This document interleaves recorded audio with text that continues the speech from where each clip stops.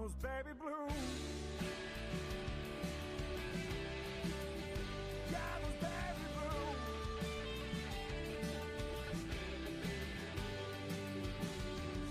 A broken man without a path, a vagrant aimless without a mouth. Took 2 long breaths and just one more till my lungs couldn't hold another. For you and me,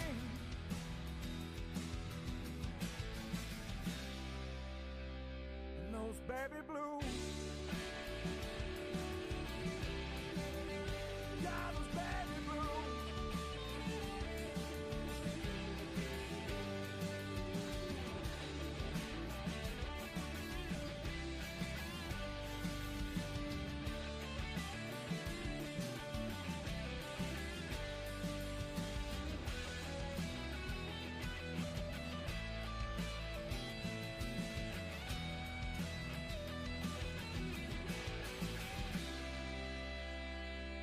Baby blues. Yeah, those baby blues.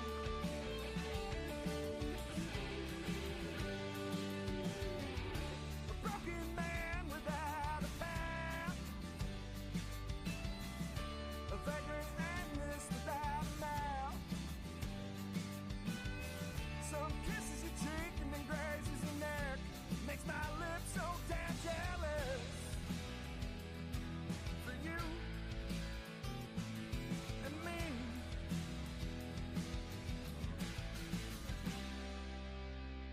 and those baby blues. Yeah, those baby blues.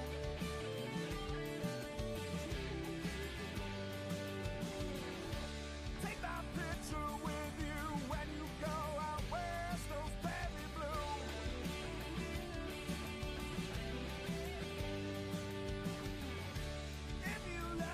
Then just say it with your chest, those baby blues.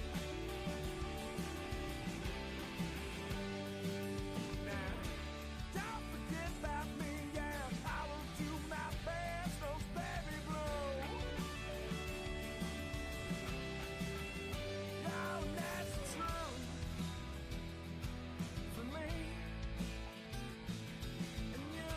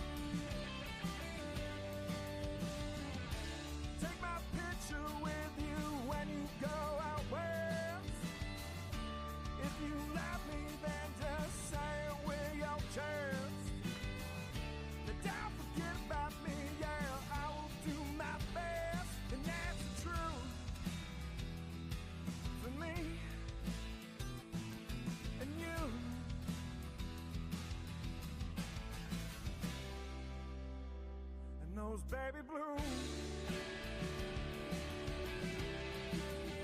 Yeah, those baby blues.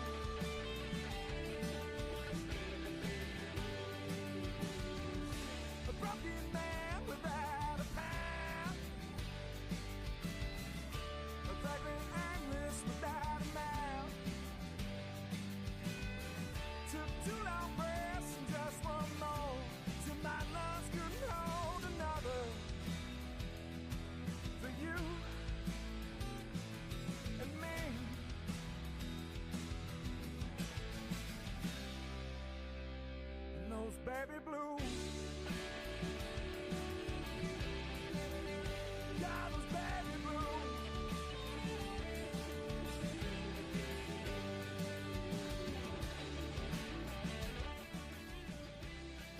Yeah, what is up, 24/7 Buff Pandemonium? It's your guy Swank. It is Tuesday. It is 8:33 p.m. Eastern Standard Time, and that can only mean one thing. It is time for the K-Gun Report, brought to you by Buff Fan Basin 26 shirts. Huge win over Kansas City this last weekend. Right in the ship. We're very excited to talk about this game with the one and only legend of our show, legend of the Buffalo Bills, Mr. Mark Maddox will be joining us tonight. We're going to talk KC. We're going to talk about this trade deadline stuff. We're going to preview Miami. Get all of your questions ready for our guy, Mark. Can't wait. Here we go. Oh, my God.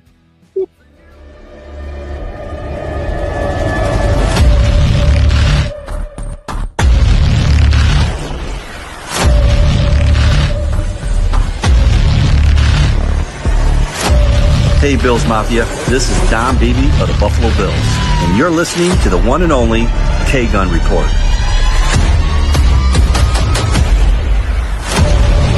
Oh, and you all know, go Buffalo. That's right. You all know. So, before we get into any of the intro stuff, hey, Scooter Magoo, we got this comment over on YouTube. Where is the link? So if we can get that link over to him, that'd be great. Yeah, it's been sent. It's been sent.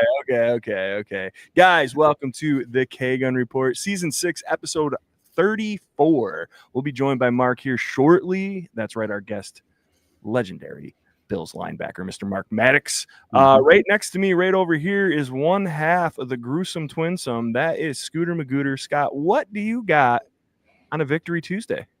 Say Victory Tuesday over probably division rivals are one thing, but it seems like this interconference rival is more of a rivalry nowadays than any of these divisional rivals. So I'm here for that. Cheers, go Bills. Hell yeah. And as if we planned it, right when 500 people started watching, the man himself, Mr. Mark Maddox. Mark, he was bringing one person in at a time, so it worked out perfect. Oh, yeah, man. You're right here. Guys, best friend of the show. We love him so much. Mr. Mark Maddox. Mark, how's it going, man? Can you hear us? Yes. Hello. Hi. How are you? How are you guys doing tonight? Hey, I'm doing great, man. You had the mouth open. Wait, no, listen. I went on YouTube because I'm like, you guys are going to send me this link tonight. I'm getting this link. I'm ready to go. Yeah. And I hear double voices, and I'm like, what is going on? The other link was still open. So my band, we just started doing our weekly Monday live stream. We play some songs for like an hour. I did the same exact thing. First episode back, I had the YouTube thing playing in the background. Everything doubled up. It freaked me out. So, happens to the best of us. Mark, so glad you could join us, man. Sorry about the little confusion in the beginning here. We didn't know. Unfortunately, Jerry can't make it tonight. He's got a whole house full of sick family members. Yep. So Okay, then get out of here. Get back soon, but okay, it's going to be delayed, Corbin.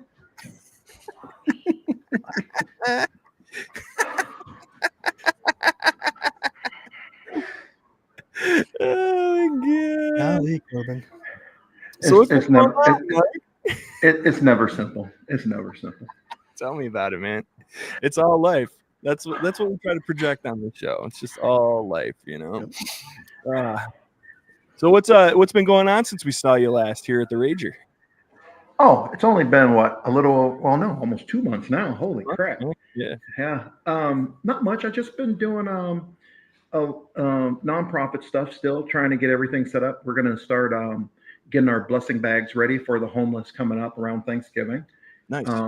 I got to contact my guy over at the Cardinals. I usually do the blessing bags just locally here. We don't do that all over.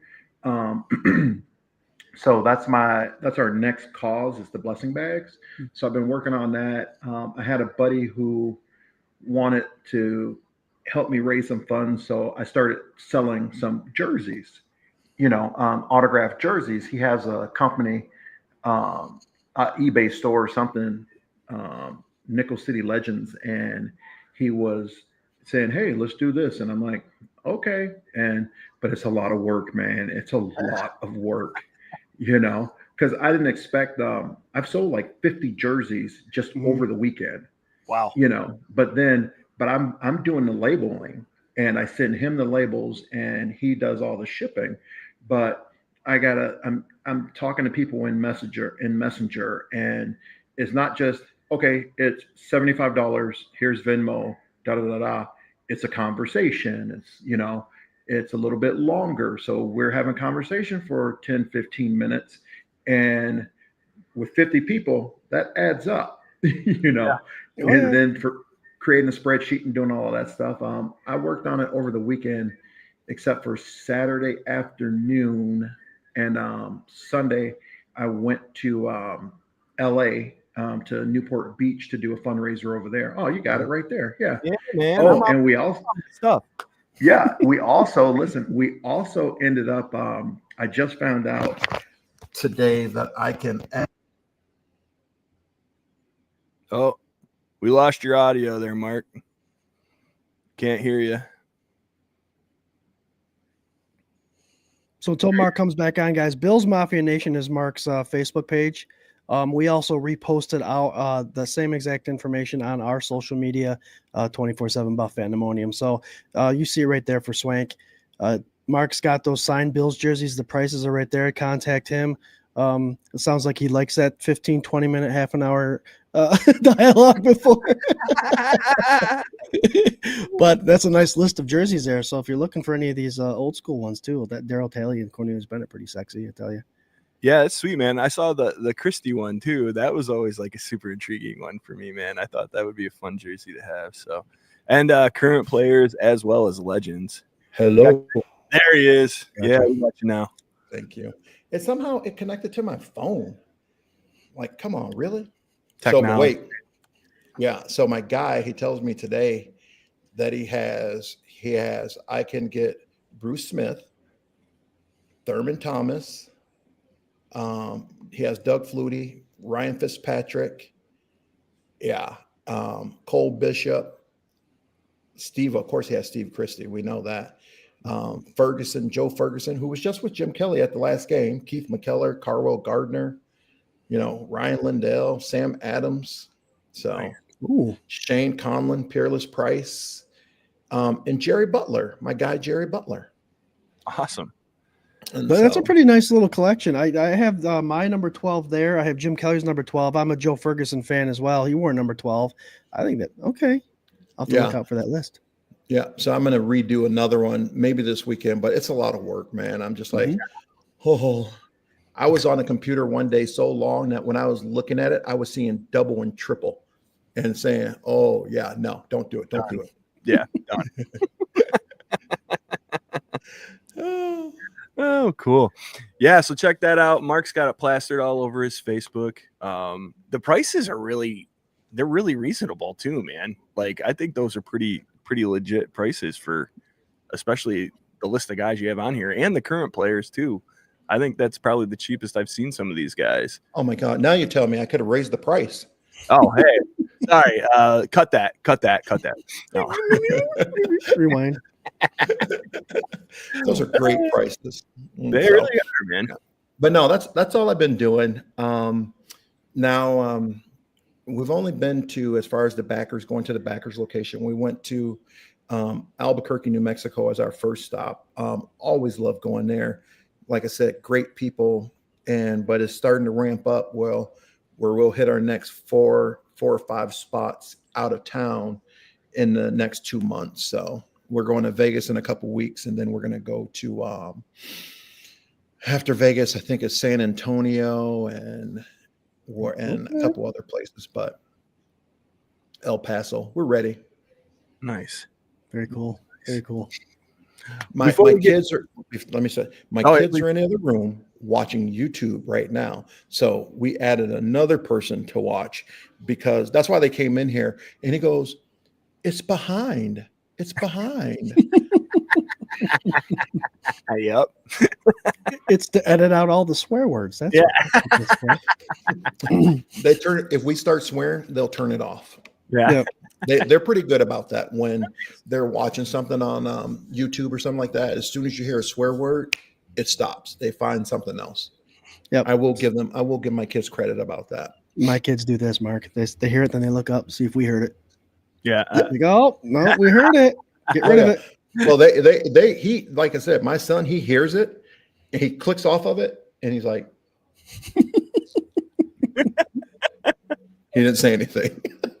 My nephews, man, they have a swear jar for me, and I try to keep it clean around them, obviously. But the new album we just put out, they love listening to the music, but there's some cursing on that. So like they think if they keep listening to the album, they've been tailing it up like, Uncle Justin, you owe us like $50 because we listened to your album 10 times. And I'm like, what?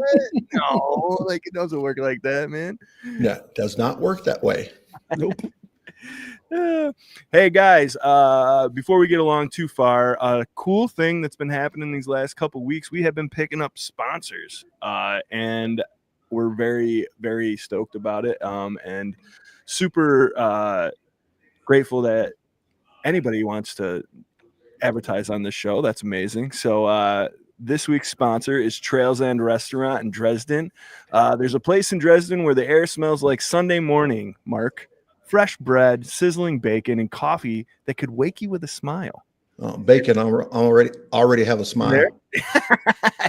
At Trails End Restaurant, comfort food isn't just a menu item, it's a promise. Hearty home-style meals made from fresh quality ingredients, pies baked that very morning, and folks who greet you like family, even if it's your first time through the door. Stop by Trail End Restaurant today, Route 14, Main Street, Dresden, because sometimes the best trails lead you home. These little like that. Got some good taglines, man. Nice. Check out Trails End Restaurant, and thank you guys so much for sponsoring today's show with the amazing Mr. Mark Maddox. Mark, Beautiful. there's so many people on these comments. I can't even bring. You're gonna be pissed at me, I know it, but that's okay. We got Doug. What's up, everyone? Not sure if this is Victory Tuesday with the amazing beatdown of KC or Therapy Tuesday with Bean's lack of anything. Oh, so some people are pretty upset, man. Today was the trade deadline. There was rumors that Bean was sniffing around, knocking on some doors, calling some other GMs, but alas, nothing happened. And some people were thinking wide receiver help. Some people were thinking maybe D tackle help. Mark, what do you think? Are you upset at all that we didn't pick anybody up? No. Anytime, the trade comes and goes, it's like, what product you have on your team, and the only way you're going to make a trade is something of dire need that you must have, or something that's going to put you over the top. We have more than enough capable receivers. Josh did it last year. He'll do it this year. He has a good supporting cast around him, and that's what it's about. Defensively, yeah, we might be a little bit thin defensively on the line and stuff like that, but you're not going to find some guy to come in here and take over. I've seen someone talking about getting Max Crosby or some other edge rusher, and it's like, so basically, are you telling me that you're not happy with what we have? Because you want to bring someone else in. Are you not happy with the product that we're putting on the field? And half the time, what a lot of people really truly don't look at it's not the product that's on the field. It's the play calling. It's the play design. It's what defense are you running to make those guys open. Any player that looks good on the edge, your edge guys will win some one-on-one battles, but those guys are getting chipped. Those guys are getting double teamed. It comes down to what is your defensive coordinator doing to free them up, to make them look good, And so, it's things like that. I'm happy with, everyone on that team, Mm-hmm. And the only time you really truly need a trade is if you're looking for that one key piece that's going to put you over the top. But then what is it going to cost you? Is it going to cost you more than what it's actually worth? Mm-hmm. Then I would say I'm completely happy that nothing happened today. Completely happy. Yeah, I'm there. I think the depth that Bean has built on this roster is as good as it's ever been right now. I know, again, people are talking about Josh Allen and this window and wide receivers and blah, blah, blah. You had a 100-yard receiver and a 100-yard rusher against one of the best teams in football on Sunday. I think we're doing okay. So for me, I wasn't too down about it either. I think they know what they're doing. I think that sometimes trying to push a square peg into a round hole doesn't always work. Cooper last year, I mean, it was cool for a couple games. He got hurt most of the season. It didn't really pay off in the end. So I'm good with where they're at. Scott, what do you think? I'm that way too. Obviously, fans of the game, they like to see a big splash play, right? But for $3.3 million of the cap, what kind of big splash were you going to make? Defensive end, I like where you went there, Mark. Yeah, again, are you not liking what Bosa did against the Chiefs? Are you not liking what Russo's been doing? What Epenesa's been doing? Exactly. Yeah. Those are balling out. Yep. And then the wide receivers, I saw the list of wide receivers they potentially can get, and none of those guys are doing well on the team they're currently on. So what is magically going to happen to bring that guy to a team where everybody eats? So it's not. It's a scheme that they're gonna have to fit, and if Bean can't find someone that's gonna fit the scheme and be an immediate starter, because why do that unless you're gonna have someone come directly in? It doesn't make sense. So yes, as a fan, you want to be like, oh, what's he gonna do? But if he does nothing, I believe he did enough in the offseason to beat the Chiefs, because we just saw it happen 2 days ago. So what more do you want? What more do you want now? I hear you, and I agree with you there. And if you think of, like, if you go with your basic offensive personnel package, which is 2 backs, 1 tight end, and 2 receivers, if you bring in another high-priced receiver, do you take Shakir out or Coleman out? And if you know what I mean? And you got Kincaid, who can play a receiver or tight end. You got Knox, and then you got the depth of the other guys that are on the team. Where is that immediate impact going to come from? Because if you bring in a guy like that and you run a base offense with 2 receivers, who's gone, Shakir or Coleman? You know what I mean? Yeah. So Right. That's what you're looking at. And then, like you said, the costs and stuff like that. I know a lot of people are beating the table for the Hoyt replacement. Yes, Hoyt got hurt, Achilles tendon rupture. He's out for the rest of the season. But if you watch the film and you watch what Solomon did replacing Hoyt, I mean, where was this before? But I think the Buffalo Bills can utilize him in a similar position. And I know it's college, but he led the FBS in sacks 2 years ago in college. So he knows how to get to the quarterback. So let's be patient with that. Yeah, I think Solomon came in and he made a really great play pursuing Patrick Mahomes, and then he blew a screen coverage. And that's kind of what you get. Like, he also hasn't taken a lot of reps. He's made his way onto this roster for the last 3 seasons in a row as a depth component. I'm fine with what we have. I am so bummed out that Hoyt got hurt. He had this juice that just seemed to electrify this defense. But was it 100% that, or was it that McDermott has been calling the plays? I know he has.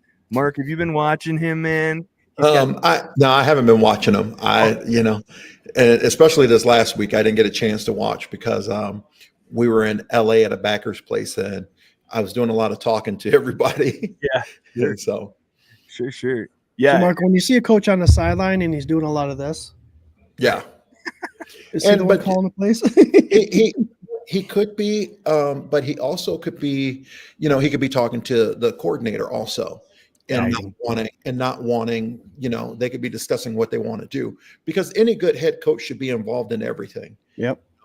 And because I know when we were playing, Marv would, especially I noticed my first year, because I was the signal caller. I flashed all the signals in to Carlton Bailey, and Marv was right down there talking to Walt Corey about things and what was going on, either in the headphones or just in person. So they're very involved. So, and today with the way things are in technology, and these guys are covering up just so they don't get, signal stolen or saying, oh, they're going to run this defense and stuff like that. Yeah. Yeah. Well, so let's get right into the nitty-gritty of the game here. We've been doing this new thing on the show, Mark. It's called 3 Up and 3 down. 3 up, 3 down. Brought to you by the FLX Mafia. Bills fans in the Finger Lakes. Jared's voice has changed a little bit. Yeah. Oh no, I heard about that. Someone who was trying to kiss a little crow was telling me that, oh, you're like our favorite person. This is the best time. You're the favorite. I was like, wah, wah, wah. No, I was just kidding. We were busting on him last week because he's been doing really good making all these little videos and stuff like that. And it's been great. But like he'll do his own voiceover on him sometimes. So the old 3 up, 3 down video, we've only been doing it for this season. But the one he made originally was like Jared going 3 up and 3 down. And very nasally too. Yeah. At the end of it gets really. So we were busting his chops last week, and then he changed it for this week. Nice. Yeah. Yeah, he told me about it. So I'm like, yeah, I'm ready for it. So yeah, man, 3 up, 3 down. We got offensive up, offensive down, defensive up, defensive down, special teams up and down. Big win over Kansas City, 28-21, brought us to 6-2. We'll start on the offensive side. And Mark, you got an offensive up from the game this last week? Yeah. And you were talking about, he said players, right? Yep. Like, okay. Yeah. Well, it's just common sense that I went with J&J, James and Josh. Those two, were by far, nothing needs to be said. Solid, efficient, confident performance again. Plain and simple. I love it. Right in the heart of it, man. Oh, yeah. 23-26. I love Josh Allen had his best completion percentage game in his whole career the same day that Mahomes had his worst. It just fills your heart with joy. But yeah, Josh Allen getting right back, right in the whole trajectory here, and James Cook doing what he does. It just was beautiful. Scott, what do you got for an up? Interesting thing about Josh is I saw that right now, comparable to his 2024 numbers, he's outperforming his MVP season last year. Just saying. Yeah, I know when and where, but he's doing it. I'm going Dalton Kincaid. 6 for 101 and a touchdown. He got some separation on a lot of plays. Obviously, they run a couple plays that are specific for him, and he was matched up with a linebacker, and that type of tight end that he is, he should win that one-on-one matchup, and he did. But what I like about it is Dalton Kincaid, obviously, his rookie year became a comfort zone for Josh Allen, but Josh Allen skipped a lot of wide open guys this past week. I watched the all-22. He purposely did not throw it to some of the guys coming across the middle to let Kincaid get open or get into that second level, which is, I mean, if you got the time and you can trust your line like he does, do it. But he's trusting him to where he's taking some of these easy passes and waiting for Kincaid to get open. And 23 for 26, he did a hell of a job doing that. So Kincaid will be my up for this week. I like it.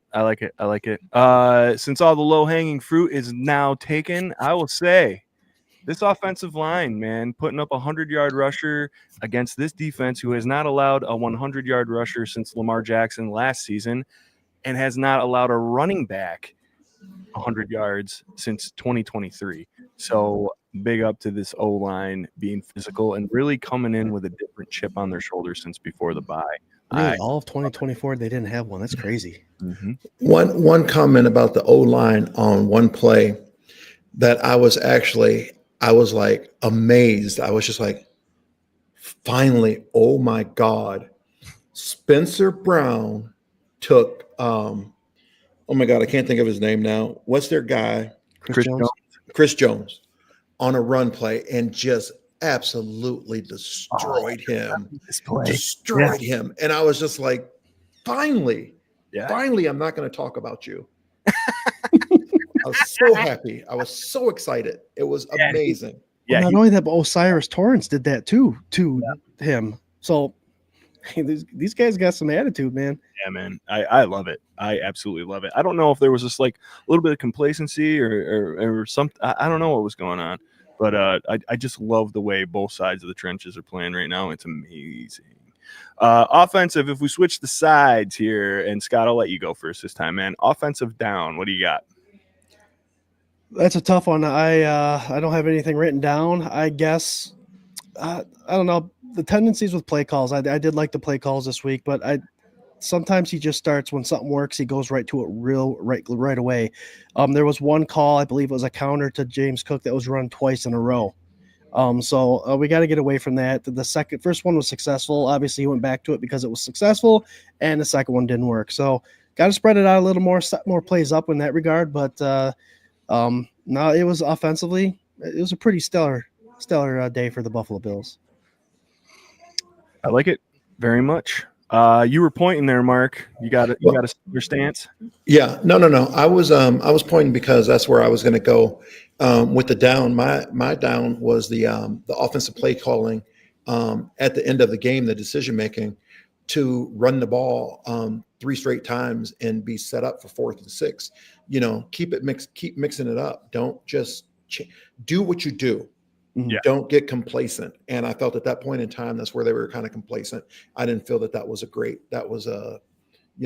great opportunity for the team. Is that what led up to that field goal that was missed? I believe so. Yeah. I think it was. So if you played your game and got closer, it might have been a bit easier shot for Prater. Yeah. I always praise Spags on his defensive play calling because he does not back down. He's always aggressive. I think on the flip side of that, offensively, they were owning them damn near all game, and you just keep your foot down and keep doing. I mean, this like 4 plays before that, the previous plays before they got the first down that led to the doink. He did roll out to his right and throw a little pass to James Cook. You know, why not do that? Why not do these little things? Instead, you're just running it right up the gut. They're expecting it. It's not – I mean, it doesn't need to be flashy and special. You can just trust your offense a little bit more. Yeah, and I can understand if he's worried about, a turnover. I get that. I understand that. But guess what? You can have a turnover on a running play just as easy as you can on a passing play or a sack, forced fumble. It can happen at any point in time. The thing is, you stay aggressive. You got your foot on their throat. Next thing you know, you want the cleat at the back of their thorax trying to go through their spine. Okay? So you just keep going. Plain and simple. You don't just stop and say, oh, we're going to do this and play it safe, because you expected to get 3 points out of it. And guess what we got? Nothing. Yeah, absolutely. For me, man, my down, I'm going right with you. I am not impressed with Joe Brady. I know we're winning. I'm not trying to lift a gift horse in the mouth. I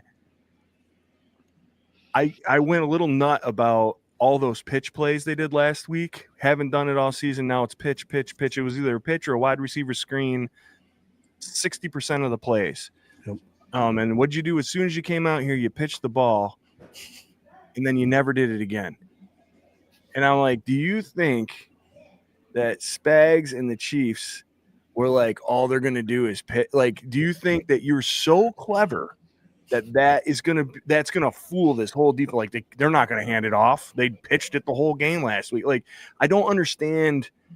I don't understand the mindset. It's obvious to me that this line, this quarterback, this running back, these this team is physical enough to do what they want to do. So just impose your will on this team that's supposed to be so amazing. Why are we getting cute? I don't need it. Like, you can be smart. You can throw a little trickery in here and there, but this was just like, I don't know. I don't understand what we were trying to accomplish with doing all that. And to me, that means all last week was to set up that one play this week to try and pull one over on the Chiefs, and that wasn't going to work. Yeah, it's the NFL. These guys, you have athletes out there, and they're going to adjust, and it comes down to coaching and what the coaches are doing. You have your game plan. You know what works. You know what doesn't work. You go through your plays, and you go in at halftime. You make your adjustments, and you go from there. Yep. Absolutely. But you don't change things up. In the playoffs, I will say that you do have a couple new plays in the playoff that end up showing up that you'll practice throughout the year before you even utilize them. But you get out there and, Yeah, like I said, you know what works. You know what you guys do best. You know what your linemen do best. You know how they block best. You know it's a little bit different running to Dion's side than it is running to Spencer's side. Yeah. Okay. So you know what's good over there. That's what you run over there. You know what's good over here. That's what you run over here. Don't try to get fancy and try to run something that Dion does really well and expect Spencer Brown to do it really well, because it's not going to happen. Sure. You know, plain and simple. Absolutely. I have a quick question about that, Mark. We always hear about coaches holding stuff back, and you kind of alluded to that, like maybe in the playoff there'll be a player or two here. Mhm. Is there a scenario in your experience where a game would be close and a coordinator or a coach would refuse to call a play that they think would actually work, even though they hadn't shown it and they were trying to save it? Is there such a thing as like, we're not even going to put it here? I doubt it. I doubt it. I doubt that a coach would do that, because they're trying to win a ball game, and if they see that the defense is doing something that they may be able to exploit on certain down situations, and it would have to be the perfect situation, because coaches come up, their game plan is, I'm pretty sure today, is way more analytical than it was when I played, with all the analytics and stuff like that, and how much information they can get based on what they like to run on 3rd and 7, what they like to play defense on 3rd and 6, 3rd and 5, 3rd and 4, that on 3rd and 4, they run this defense 75% of the time. Well, we have a play that works for that, but we haven't run it yet because we're saving it for the playoffs, because we know we're probably going to see one of these teams in the playoffs. But if you're down 7 points or you're down 3 points and you know that this is something and it's on your sheet, you're going to call it. Yeah. If it's on the coach's sheet, they're going to call it. But if it's not on the sheet, they're not going to call it. And Gotcha. so they're not going to try to put it in because they weren't prepared for it, because they didn't prepare for it during the week versus that defense. So then, no, they wouldn't. But if they have something on their sheet that they will work, but they don't want to show, they're going to show it. Yeah. So kind of a break glass in case of an emergency. Something. Exactly. Use it. We Yeah. need to win. Yeah. Well, and that, to me, that makes sense.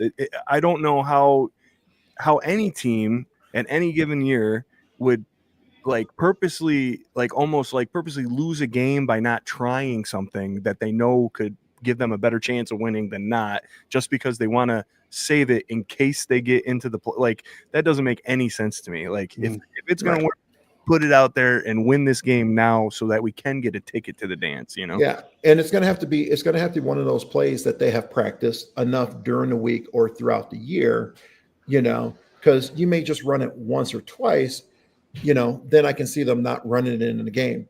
It's like when I was coaching high school, I had a coach who, oh my God, just don't even get me started. But I had a coach who, we played a team, Desert Vista, and they like to run jet sweep or fly sweep with their receiver. Okay. The school that I was coaching at, we never ran fly sweep or jet sweep. It wasn't even in our playbook. Okay. But now that we're going to play this school, he wants to get fancy and try to run jet sweep against them, or fly sweep, whatever you want to call it. He wants to run fly sweep against them. And we're like, me and my other coach go, why? They do it every day. They see it every day in practice. They run it. So if they run it, don't you think their coaches know how to defend it? Right. We don't have the practice of the handoff, the timing. There's so much that goes into it. We can run it 10, 15 times, and we still aren't going to be prepared to run it full speed in a game and be successful with it, because we don't have that timing and the mechanics. So, I can see them not running a play if they don't have the mechanics all together. Right. But if they've been running it all year and you're in the playoffs or something like that, oh yeah, they're going to run that play. Yeah. Awesome. That's what I figured, man. But you hear all these, there's just all these theories and things, and it's like the regular season win versus the playoff win versus the KC record here and there. I think everybody wants to win everything all the time. So what are we talking about? The main reason you see newer plays in the playoffs and things in the playoffs is because the teams have been practicing them all year, throughout the year. Like you might see more reverses in the playoffs, but you don't see them during the regular season. Okay. But the reason is because they've been working on them once this week or twice this week. And then a couple of weeks later, they do it again, but that's just getting prepared to what they're going to run. But I can guarantee you in the playoffs, that reverse will have been put in there versus what they think it's going to come up against in certain situations. So yeah, they will do it then. But other than that, yeah, coaches they have a game plan and they're sticking to their game plan. Mm-hmm. They're not trying to have something on their sheet that they're not going to call. If it's on their sheet, it's go. I love it. Yep. I love it. Ladies and gentlemen, there's 1,162 of you watching live right now with myself, Scooter, and Mr. Mark Maddox, the longtime belt-wearing champion guest appearance. the top rope, the top of the mountain, Mr. Mark Maddox. I think he's been on the show 874 times, if I'm not mistaken. It's amazing. We do have a sponsor tonight. It is Trails End Restaurant, and we got a little commercial that our poor sicky boy Barry put together for us. So we're gonna play that right now, and go give Trails End all your money. There's a place in Dresden where the air smells like Sunday morning. Fresh bread, sizzling bacon, and coffee that could wake you with a smile. At Trails End Restaurant, comfort food isn't just a menu item, it's a promise. Hearty home-style meals made from fresh quality ingredients. Pies baked that very morning. And folks who greet you like family, even if it's your first time through the door. Stop by Trails End Restaurant today. Route 14, Main Street, Dresden. Because sometimes the best trails lead you home. That's right. Sometimes the best trails lead you home. Thanks to Trails End for sponsoring today's program. Let's move on to the defensive side of the ball. Mark, I think you got a little experience with defensive NFL football. So what would be your defensive up from this game? Oh my God. I mean, finally, I'm not talking bad about this person. Okay. So I'm going to give him his credit because he balled out yesterday or Sunday. Cole Bishop. Yeah. Cole Bishop had a heck of a game. A heck of a game. Yep. I was surprised. And that was what he needed. And I'm just praying that it can continue. You know, he made a bunch of key pass breakups in that game. And I give him a lot of credit. He was a big up point on the defense. I love it. I think that's a clear example of not giving up on somebody, right? In the not for long league that we talk about so often, a lot of people are starting to get down on Cole Bishop, but man, things are starting to line up for him. And I'll tell you, one of the things that I was so stoked on, aside from those back-to-back plays where he's knocking balls down, but in the back of the end zone, drilling Travis Kelce right in the chest.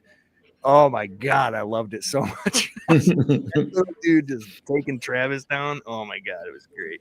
But yeah, Cole Bishop, great game, man. A coming out game to me. So, Scooter, what do you got?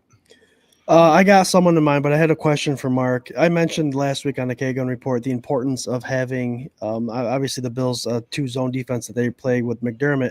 They have someone that's in the box all the time. When it was Poyer and Hyde, it was always Poyer, and Hyde played back.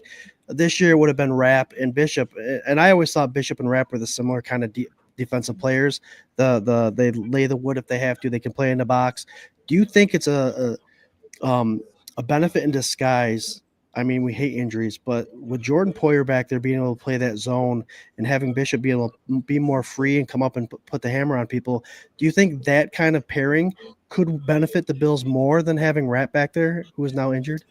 Yeah, I mean, you have to find out what works best for you. And we know that Poyer will hit you and he will come up. And so I think Poyer is a lot better tackler than Bishop. Just from what I've been seeing, with Bishop, in the history of Poyer. So it makes it easier, like you said, to free Bishop up and have Poyer as that physical person, more physical, and able in the league long enough. When you're in the league, you know what to look for and what to do. the game is slowed down for you. The game is like second nature. Like you see something, boom, you're ready to go. And with Bishop learning, it becomes one of those learn experiences where he will get better. But I think this matchup is a great combination. Yeah. Thank you. That's what I thought, and thank you for that.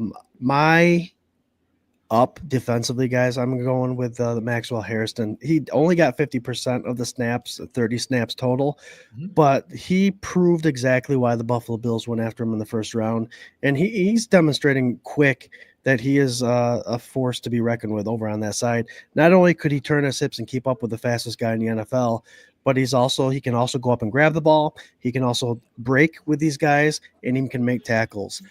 So not his debut, that was a week prior, but I think there's Bills fans out there that are harping on the Coleman versus Worthy draft pick 2 years ago. And I obviously said Xavier Worthy wasn't the guy that fit the Bills scheme. We brought someone in that can cover that opponent now. I think that we can check that part off the box. I think that was an answer that had to have been addressed, and I think the Bills did it with Hairston. So my up is him.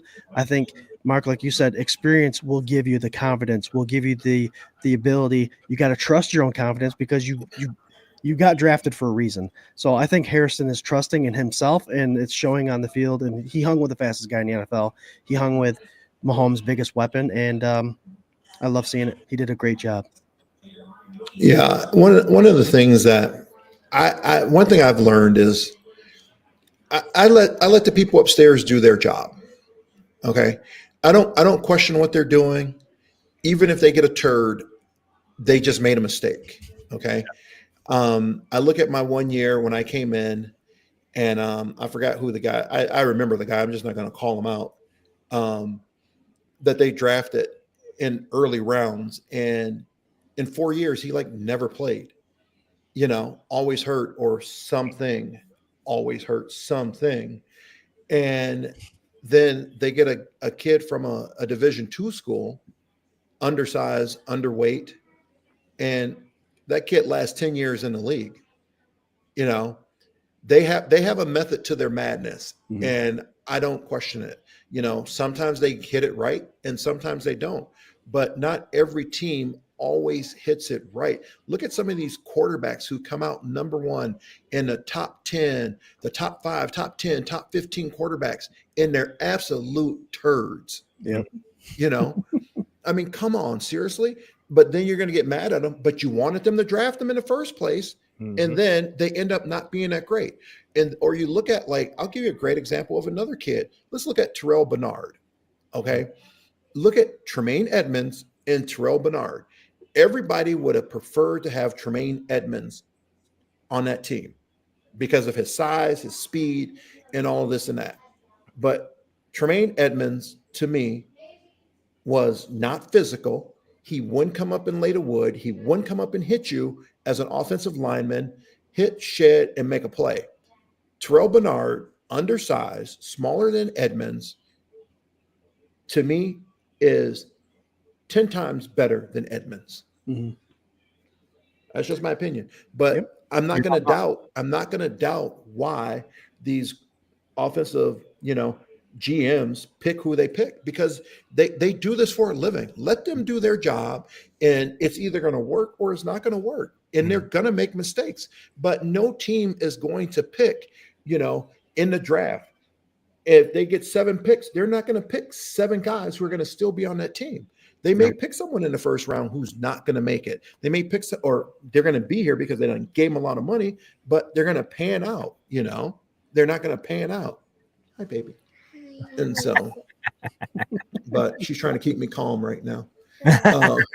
But yeah, but it's just so frustrating when people want to criticize what these guys are doing, but they don't know how much film they watch, how much stuff they look at, how much time they invest into figuring out what's the best thing. And it's just not like one guy at a position. They're looking at 50, 60, 70, 100 guys throughout the United States and even across seas in some of the programs over there trying to find what is best fit for the team.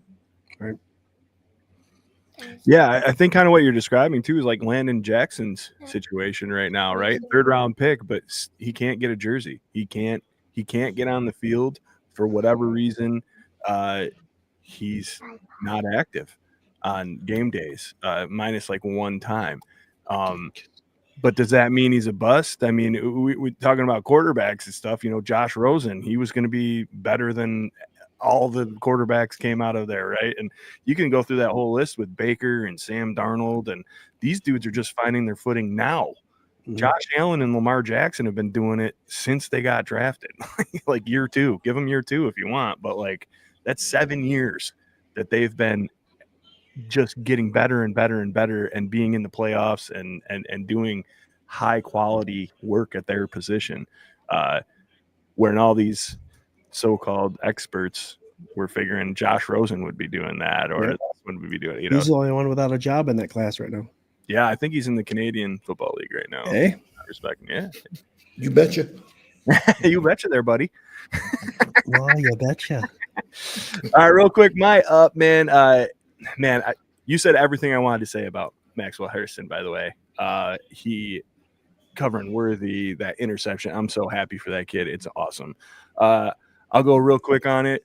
McDermott, whatever his involvement is right now with Babbage and the play calling, it is working. It has elevated this defense to the next level, to the point where like that Hoyt injury still hurts, but I am not anywhere near as worried as I might have been a couple weeks ago. I think this team, defensively and offensively, but defensively is just playing with a different chip. We're not talking about the safety play anymore. We're not talking about the secondary like at all. Really, to me, linebacker play is like the thing that's like kind of the question mark right now, where it's like we don't really know what we're getting between the injuries and everything else, but it's all worked so well together with these young guys stepping up, these suspended guys stepping up, and it's just it looks like a completely different defense. So I'm excited about that, but whatever McD's role is, awesome. If we switch over to the defensive down, I'll hit it really quick. I want Harrison to take that CB2 position this week. I want him to have all the reps. I love Trey White to death. It's time to put him on the bench and let him enjoy the game from afar and root everybody on and come in here and there. But I think Harrison has earned it. I'm 100% there. Give him more playing time. That's my defensive down. He can play all the snaps he wants. Mark, what do you think? Did you not like anything from the defense this week? I did. There was one time, and this kind of goes on coaches also. So I'm going on coaches and the players on that 4th and 17. Okay, on that 4th and 17, you have one job: stop them. Yeah. There's no way they should get 17 yards. If you're a linebacker, either defensively, you either blitz them, put the pressure, ball out quick, make a play. Okay? That's one of your first choices. Next, you can play man with 2 deep, or you can play man free, where you can have someone watch Mahomes and still have one safety over top. But they chose to play zone. Okay? And watching them, I rewatched it today. When he told me about the ups and downs, I wanted to see exactly what happened, because I didn't want to give it to Bishop, because I was hoping it wasn't Bishop that made the mistake on the play. And it was a combination of the linebackers and the corners, but it was more Bernard when it happened, because as a linebacker, if I'm playing in a game and it's 4th and 17, I'm dropping back to the sticks. Okay. I'm at the sticks. Anything in front of me, they're not getting to the sticks. I'm going to have my head on a swivel trying to find where is the next closest receiver who he could throw the ball to. Now, he's got to throw the ball 17 yards from the line of scrimmage, and he's already dropped back about 10 yards. He's got a 30-plus yard to throw the ball, 30 yards to throw the ball. I can react to that. Anyone can react to that, to be close enough to knock the ball down, possibly interception. But if you're not looking where the receivers are, you're not going to do what you want. Bella, that's kind of loud, baby. I I know. I'm like, thought that was Scooter's garage door. no. I get a warning if I'm out too late. The garage door opens. You can take it in your room. That and turn it. Yeah, and yeah. Thank you. Yeah, it'll probably be loud in there too because it's wide open. But in there. So what ends up happening is you look. That's when you make Patrick Mahomes beat you. Okay, if he's going to run the ball, he's not going to run the ball 20 some yards on you without getting them. So, drop back to the sticks, find the receivers, make him run, come up, make the play, game over. I like it. A lot. Scooter, man, did you have a down?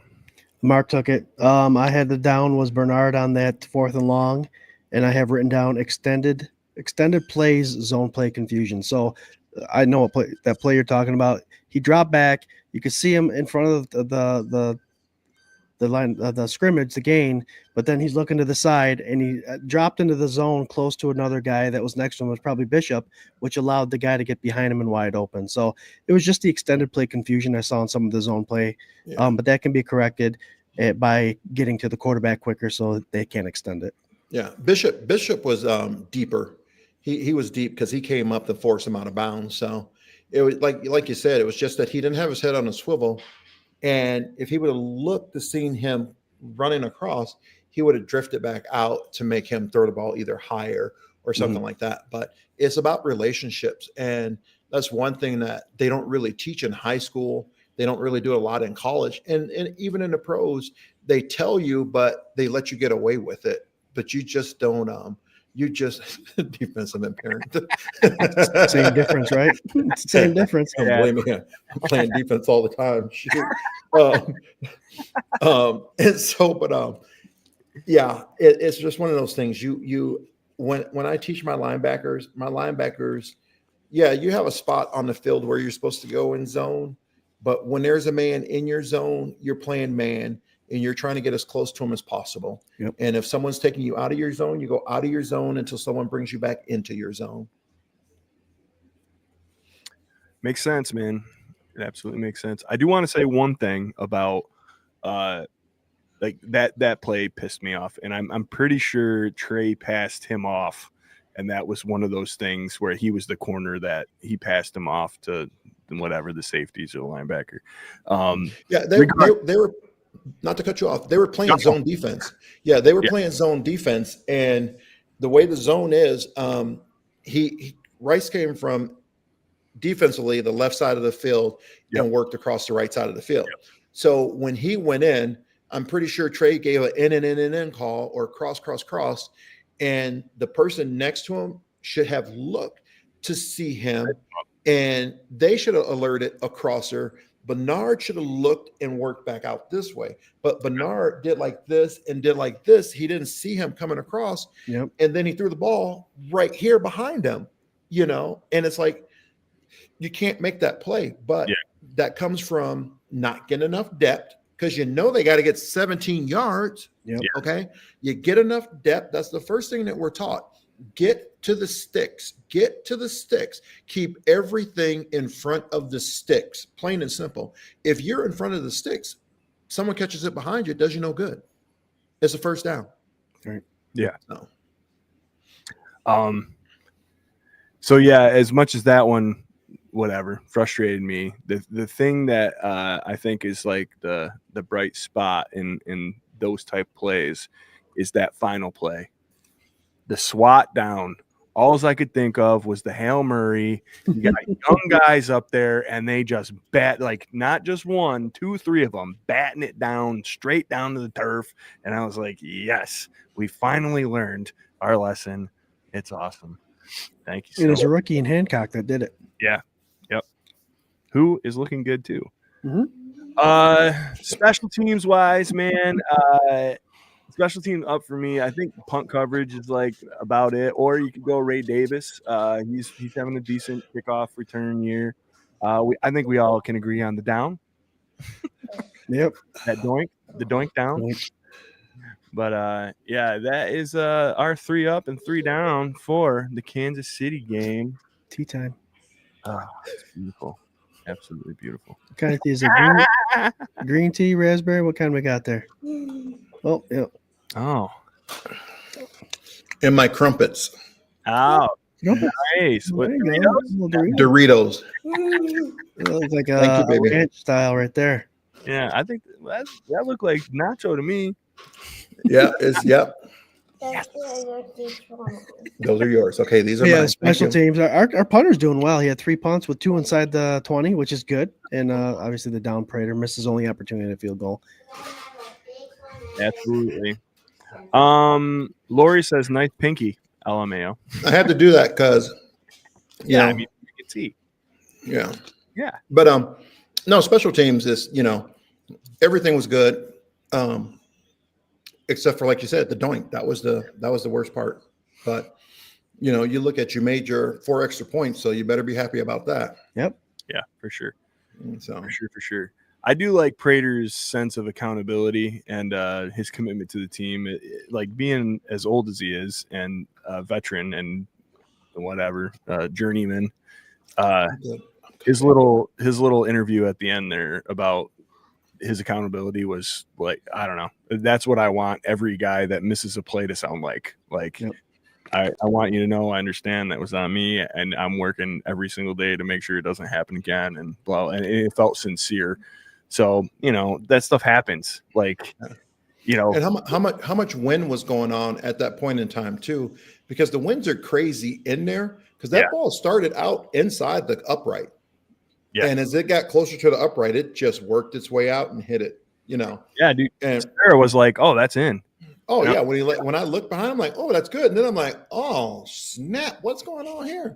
But yeah. It's like my golf swing. Yeah, Oh, starts no. out. Listen, you guys want to talk about a golf swing? I could be lined up. This is straight down the fairway. Mm-hmm. Yeah, that looks straight. I will do like this. Play I this. will aim over here, and my ball will go.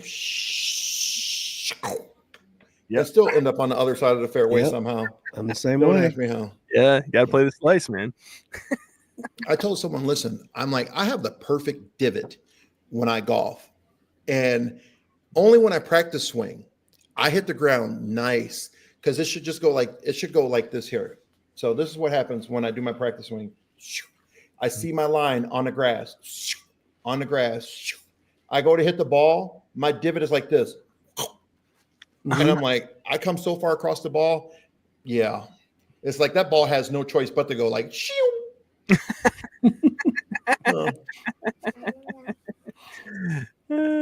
Yeah. Golf.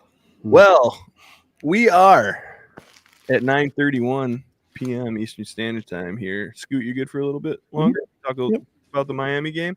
Oh yeah. Got almost 1,300 of you chiming in live. Don't forget, we are part of the Buff fan base, the founders of the Bills Mafia. Super proud to be part of that, and sponsored by 26 Shirts.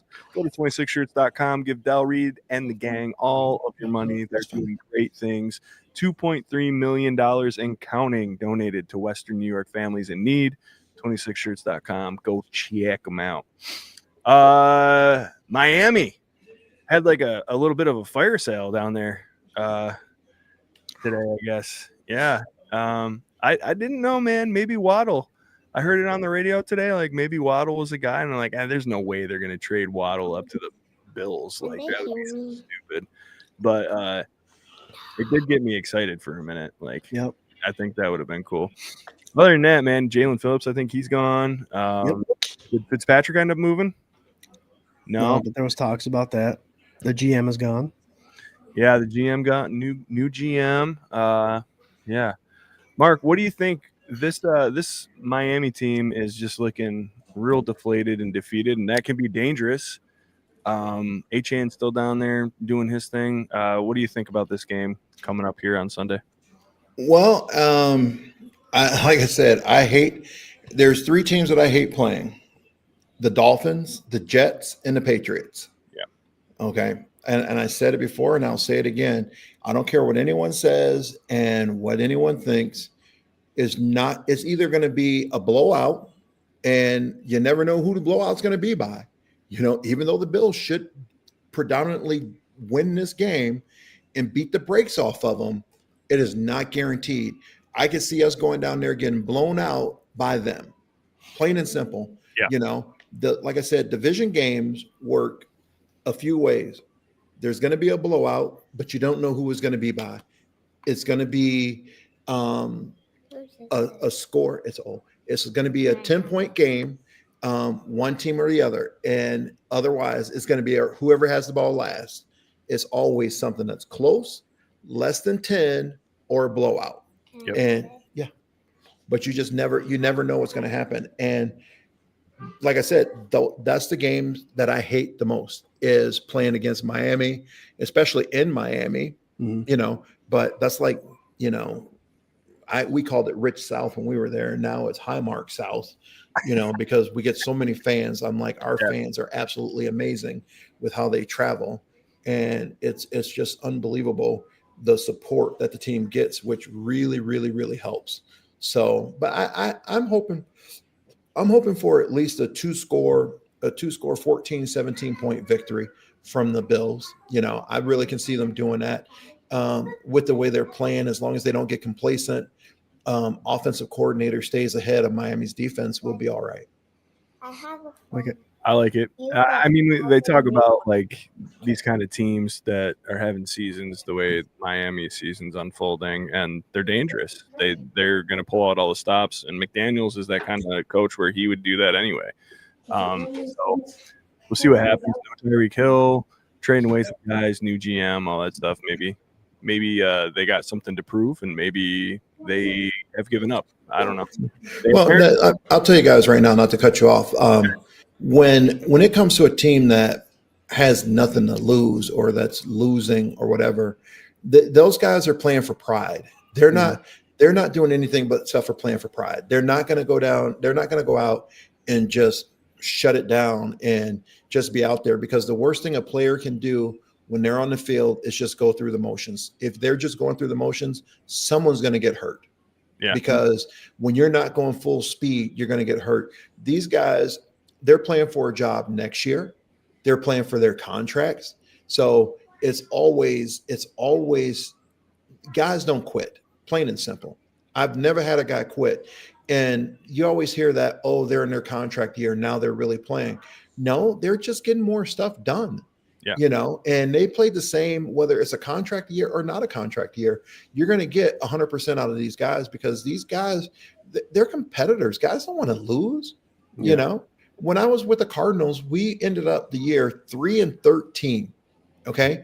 And I can guarantee you, going into that last game, I don't remember if we won or not, but I can guarantee you, we went into that game, it had nothing to do with, oh, we're going to lose or what you call. We went out there and we balled. We were competitive.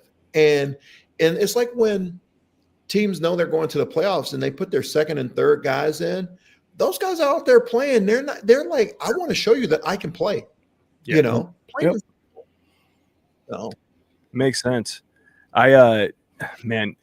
So Chubb last year, do you remember this, Scott? Chubb talked about last year, Nick Chubb. Nick?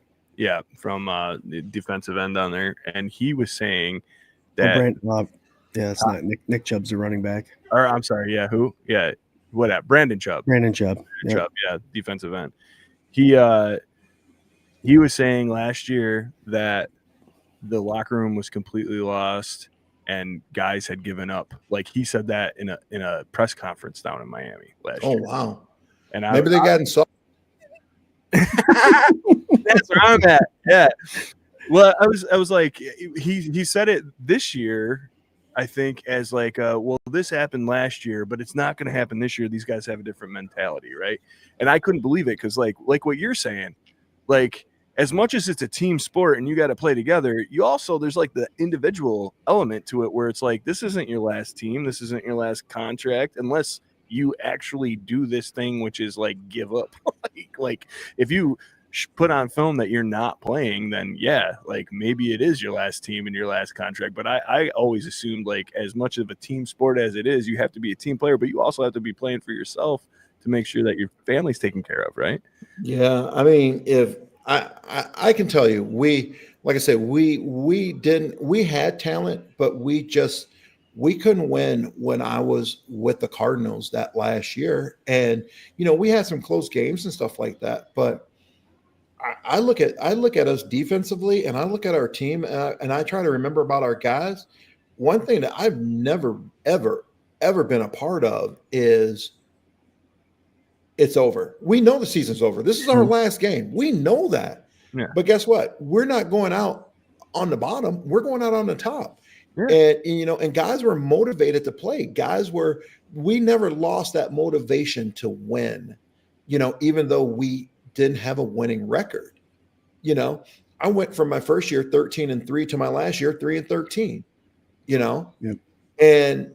but never once that was I on a team where I've seen someone physically and mentally give up. I'd call that person out, but I've never seen that in my 10 years of playing. Because for a guy to say his team gave up, or that players gave up, I would have beat the daylights out of him. I would like to. The Miami Dolphins have been known to have really no leadership in their locker room. Seiler was their captain, and a very show it, not talk about it kind of captain. So it's been noted that Dolphins really don't have a great locker room to begin with. But Mark, like you're saying, you're at the professional level. You guys are giving 110%. That's why you play the games on Sunday, because any team can win on a Sunday. And there have been bad teams that beat really good teams because that's exactly why. These players are NFL players that have been drafted or brought up and are on a team because they're professionals. And if sometimes it is a game of inches, so you're going to win the games that you're not supposed to because everyone's giving 110%. And you're also told, even at a very young age, I teach this to my C team and B teamers, the moment you give 90% will be the moment that you get blindsided or you're not in the right spot and you're going to get hurt. And so there's that big part. If you don't give 110% every time, you're going to make yourself vulnerable to injury. And there's a big part alone. Yeah. Like I said, it's kind of, it's just, like I said, that's just hard for me to hear that a player would actually say that. And I don't care. You always have someone in the locker room who is your hype guy.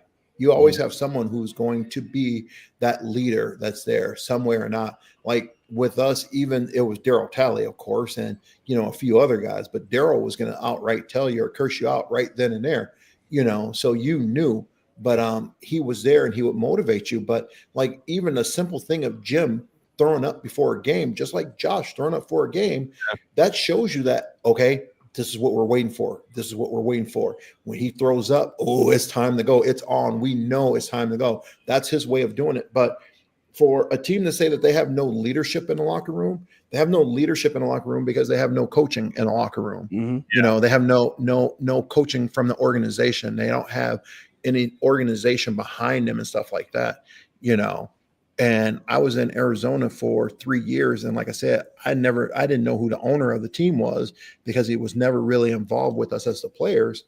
But our coaches and players, we were tight. And, that leadership all falls down from the top, and you find a guy and you tell him, listen, you're the leader of this team. You have to do something. You don't need to be a silent leader. You can be, this, you can be that, and you get it done. But yeah, that kind of just chaps me hearing someone say that because I never, I don't care who it is. You're not beating me. You're not beating me. Whether it's you, we could be down 100-0, and I'm going to go out there and I'm still going to try to break your neck. Plain and simple. I'm not going to let you run over me. You're not. Sport may say something different, but when we get done with that battle, you're going to be like, "Dang, that was a hard fought 100 points." Yeah. I mean, I think that your generation, that like coming up, watching that kind of football and that kind of passion, that is exactly what entrenched me and Scooter and all into like believing and getting into it and being like, they're never like, this team's never going to quit. The drought years, all that stuff. Like, as fans, it's important to us. I mean, obviously it's very important to you guys, but it's important to us to know that like that's happening, because like you don't want to think your guys are giving up. You don't want to. This is like the whole deal, man. And even, talking about like, you guys went in and it didn't matter what your record was last game, giving it your all. Absolutely. To me, like, it was always like, there's only 16 of these a year at that time. I want a win whenever I can get it, because it's literally 2.5 weeks, if you put it all together, that I get to enjoy the thing that I love the most. So they're all important. It doesn't matter where it is. They're all important. So it's awesome to hear.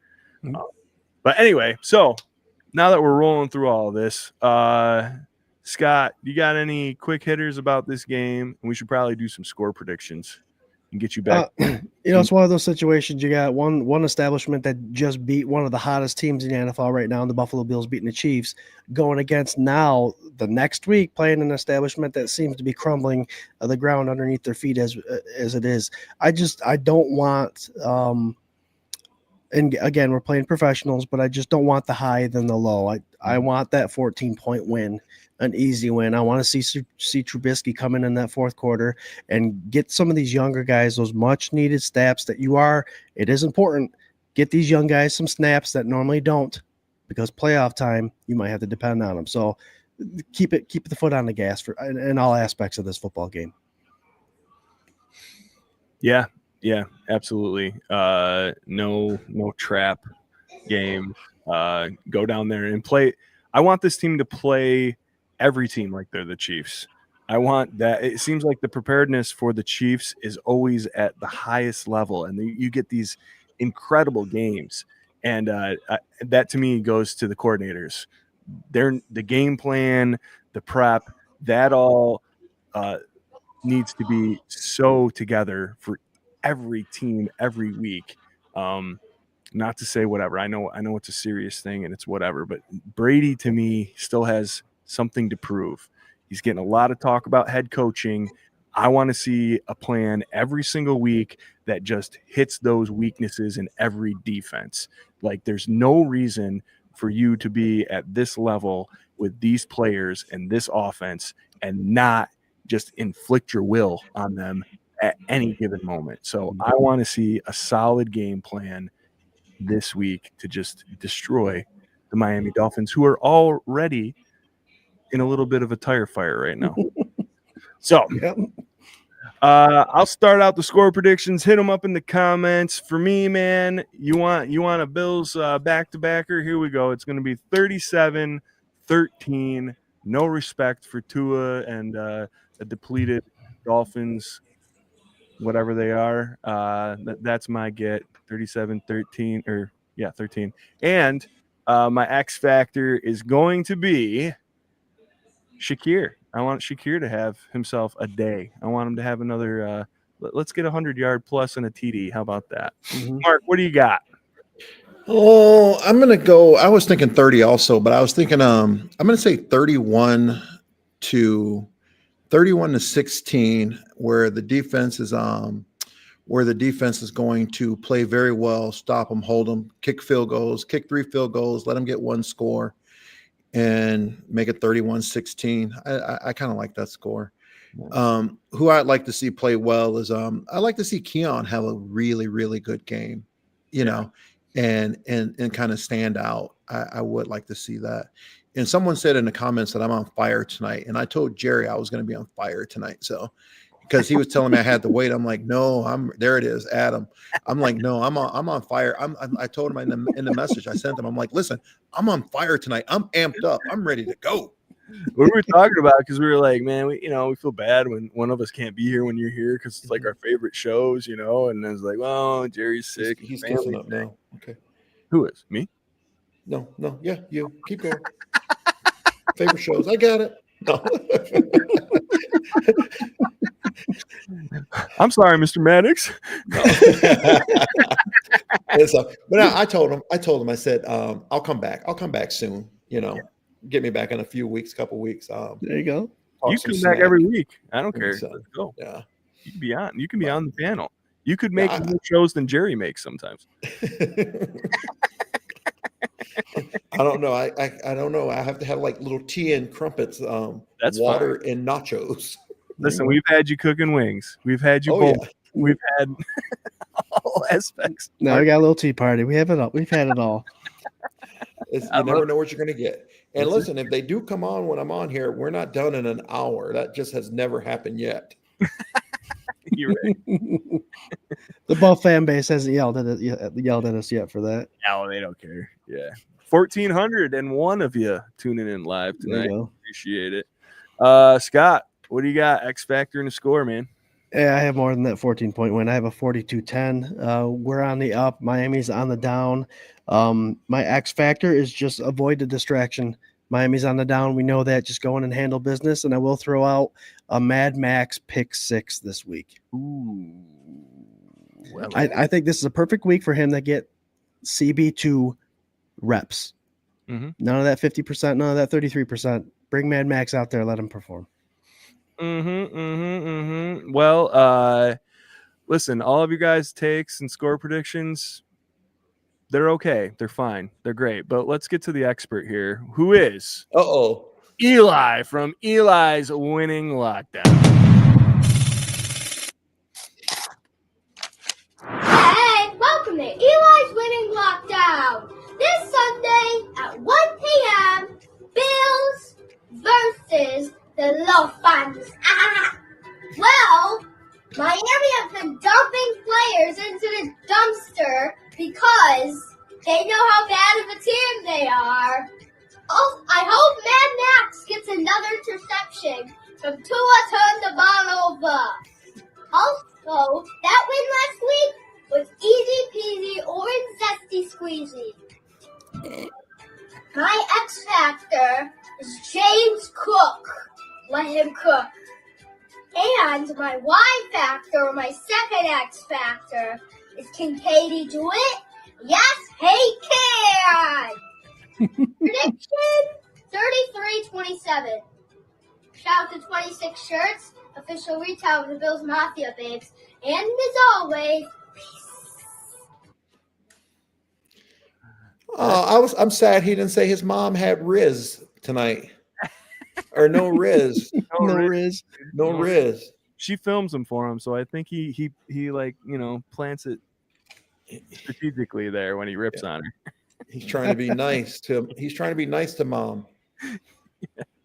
That's Eli right there. Listen, I'm not saying anything about anything, but if you bet Eli's money line, you're winning money, man. The kid's on all the time. Go get it. Eli's our kid in the streets, and we love him to death. Yeah. 14-20. Watch it live. Thank you guys so much. It's been a great pleasure having our friend Mr. Mark Maddox, who I'm not kissing ass to. I just like him a lot, so I'm going to keep saying it. I like you guys too. You guys are pretty cool, and I do enjoy coming on the show. It makes me smile, and we do get a chance to have a good time, talk about the Bills, and sometimes about life. It's just it's amazing. Yeah, we love it, man. We're so blessed to have you. Oh, yeah, for sure. To come on, and again, anytime you want, man. Absolutely anytime. And I'm glad you put your foot down and said, "No, gosh darn maggot." Exactly. I had my 3 up, 3 down. I was ready to go. Yeah, man. You had your notes. I did my homework, and I was ready to go. I wanted to be a fly in the wall when there was a. These guys not sending me a link. Okay. Where's my link? Mark, give us a final thought, man. And again, thank you so much for joining us tonight. My final thought is that, I'm just really pleased with this team and the way they're playing. There's only one game that I've seen them out of sorts where offensively they just looked like they were off beat a little bit. And that was that Atlanta game where they just didn't look like they were 100%. They looked like something was off. And it could have been the timing,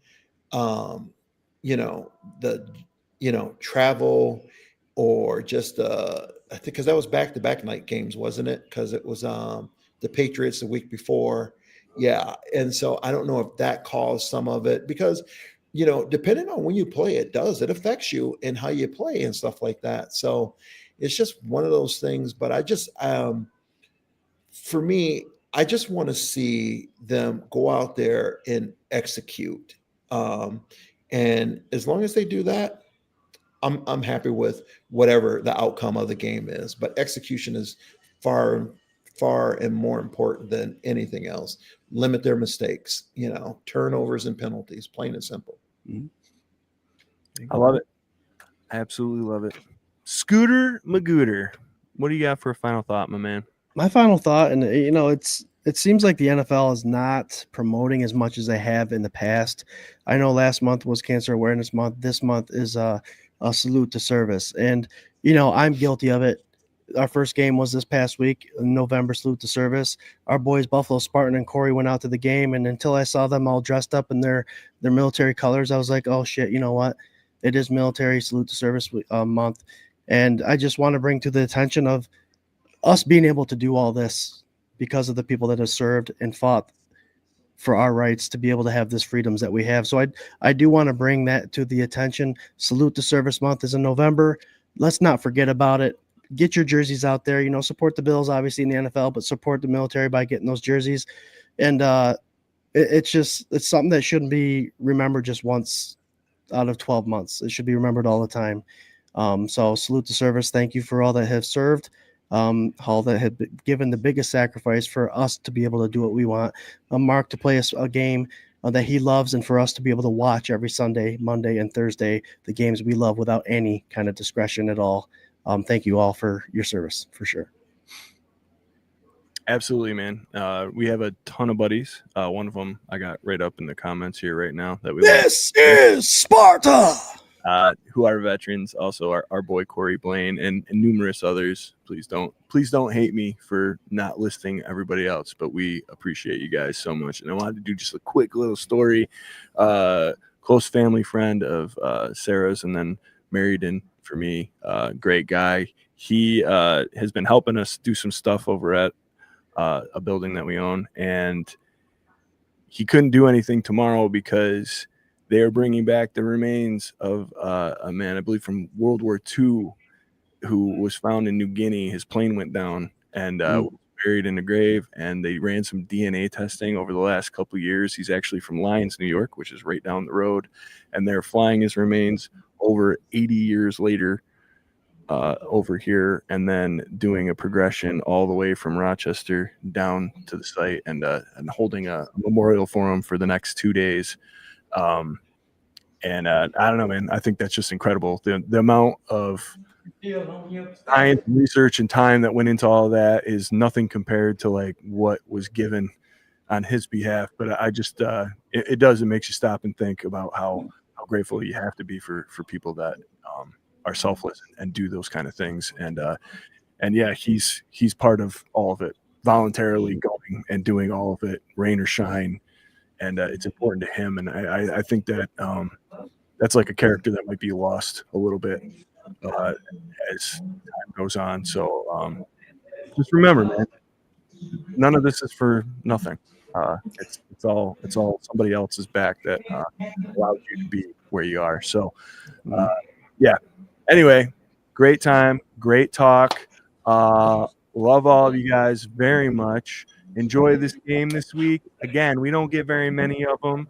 Thank you so much to our friend, Mr. Mark Maddox, for joining us. I did want to throw up real quick. We are having, Mark, you can come up if you want, an FLX meetup at the small town bar right here in my hometown, Dirty Jack's. We are going to do a viewing party, live show right there at the bar, giveaways, signed items to raffle off, drink specials, all that good stuff. Check out the event on our pages, social media, wherever, to get any other final details. But it's going to be a great time. Maybe we can get you to, When's the date? You didn't say the date, did you? The date is December 7th. Oh, yeah, it's cold then. Well, maybe we could get you to pop in on video, man, if you want. Wow. Oh yeah, definitely. I can. Oh, you know what? On the 7th, it depends on how early it is. I'm going to San Antonio. Yeah, I'm going to go to San Antonio that on the 7th. I remember that for sure. So we're gonna do like an hour show ish before the Cincinnati game. So it's gonna be like 3 to 4 ish. Okay, I might be able to pop in. Yeah, we'll real talk quick. something. Yeah, it'd be fun, man.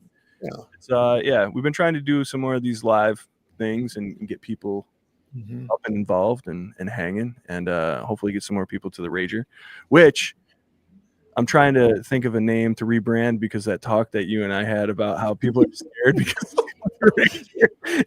like really like I was like, oh man, because you want me to take my kid to a Rager?